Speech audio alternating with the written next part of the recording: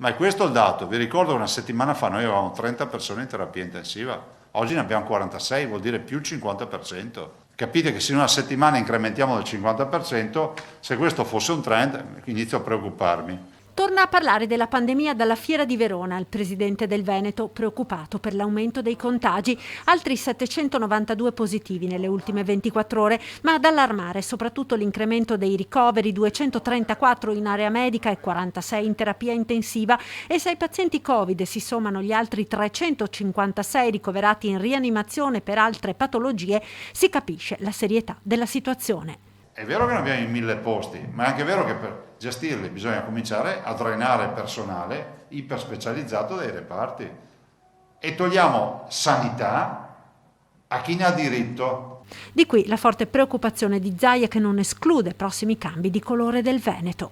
Chiudiamo questa settimana in zona bianca, quindi Veneto resta bianco. Però ragazzi, non è che c'è scritto uno dei 10 comandamenti scritto scolpito sulla pietra. Se continuiamo ad andare avanti così, insomma, fra qualche settimana magari qualche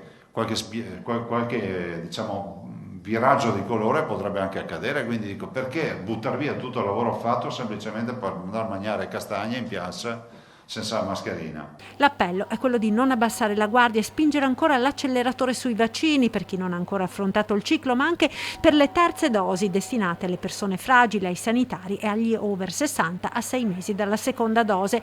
La novità delle ultime ore riguarda i 76.000 veneti che hanno ricevuto il monodose Johnson & Johnson, che da oggi possono prenotare la dose booster con un vaccino a RNA a prescindere dalla loro età. L'altra novità riguarda chi ha fatto un vaccino non riconosciuto dall'EMA, come lo Sputnik, ad esempio molte badanti o lavoratori dell'Est Europa. Possono fare anche loro la dose aggiuntiva booster, sempre con un vaccino RNA, quindi Pfizer o Moderna, dopo 28 giorni e entro i 6 mesi. Infine, un accenno ai focolai conseguenti alle manifestazioni No Green Pass a Trieste, che hanno fatto salire alle stelle i contagi nel capoluogo giuliano.